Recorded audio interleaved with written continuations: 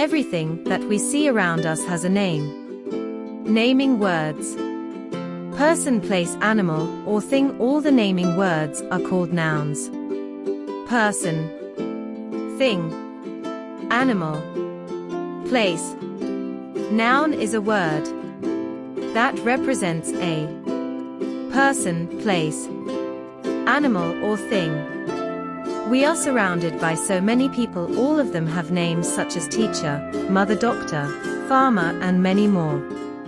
Person, teacher, mother, doctor, farmer, place. Some places around us are school, park, beach, zoo, etc. Animal. Animal also have names such as dog, lion, elephant, bear, and many more. Things.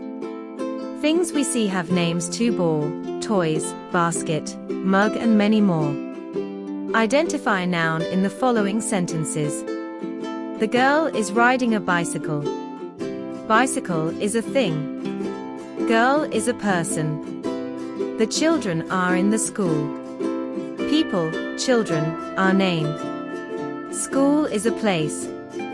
Identify a noun in the following sentences. Roshan has a pet dog. Dog is an animal. Roshan is a person.